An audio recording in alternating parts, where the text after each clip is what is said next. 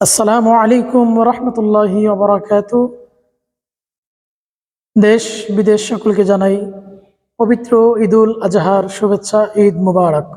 সম্মানিত ভিউয়ার্স, আমি আপনাদের মাঝে এই ভিডিওটি শেয়ার করছি ঈদুল আজহা আর ঈদুল ফিতরের নামাজ কীভাবে পড়তে হয়। ঈদুল আজহা এবং ঈদুল ফিতরের নামাজ একই নিয়ম, অতএব আমরা ঈদুল আজহার নামাজ কীভাবে পড়তে হয় সেই নিয়মটা আমরা আপনাদের মাঝে শেয়ার করব।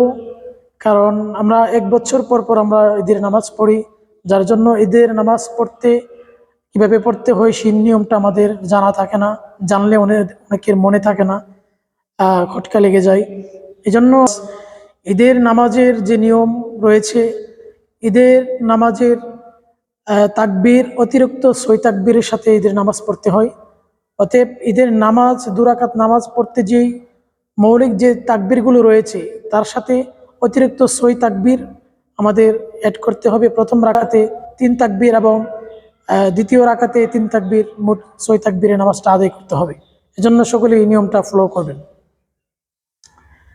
হ্যাঁ, প্রথমে আমরা যখন নামাজ পড়ব, আমরা যখন দাঁড়াবো, দাঁড়ানোর পরে আমরা প্রথম হাত বাঁধবো, আল্লাহ আকবার বলে কানে রতি পর্যন্ত তুলবো, আল্লাহ আকবার বলে হাত বাঁধবো। হাত বাঁধার পর আমরা সানা পড়ব। আমরা যারা সানা পড়ি আমরা সকলেই সানা পড়ব। সুবহানাকাল্লাহুম্মা বিহামদিকা ওয়া তাবারাকা ইসমুকা ওয়া তাআলা জাদ্দুকা ওয়া লা ইলাহা গায়রুক। সানা পড়ার পরে আমরা এখন অতিরিক্ত 3 তাকবীর দেব। আল্লাহু আকবার, এক তাকবীর হয়ে গেল, হাত ছেড়ে দিবেন। আবার আল্লাহু আকবার, হাত ছেড়ে দিবেন, 2 তাকবীর। এরপরে আবার আল্লাহু আকবার, 3 তাকবীর বলে হাত বেঁধে ফেলবেন। এরপরে সূরা ফাতিহা এবং অন্য একটি সূরা মিলে রুকু করবেন এবং সিজদা করবেন। আবার সিজদা থেকে উঠে দ্বিতীয় রাকাতের জন্য দাঁড়াবেন। সেই দ্বিতীয় রাকাতের জন্য দাঁড়িয়ে সূরা ফাতিহা পাঠ করবেন এবং সূরা ফাতিহার সঙ্গে অন্য একটি সূরা মিলাবেন। এরপরে আমরা রুকু সিজদা যাওয়ার আগে 3 তাকবীর দেব। এজন্য আমরা প্রথমে আল্লাহু আকবার, 1 তাকবীর, হাত ছেড়ে দেবেন সকলেই।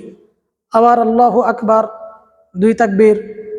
আবার আল্লাহু আকবার, 3 তাকবীর হয়ে যাওয়ার পরে আমরা চতুর্থ তাকবীর বলে আমরা রুকুতে যাব। এরপরে আবার নামাজের নিয়মে অনুযায়ী আমরা কি করব, নামাজটা শেষ করব। এভাবে আমরা ঈদের নামাজটা আদায় করব। যাদের ভালো লাগে ভিডিওটি শেয়ার করবেন এবং অন্য মুসলিমদেরকে দেখবার সুযোগ করে দিবেন। সকলেই ভালো থাকবেন। আসসালামু আলাইকুম রহমতুল্লাহ।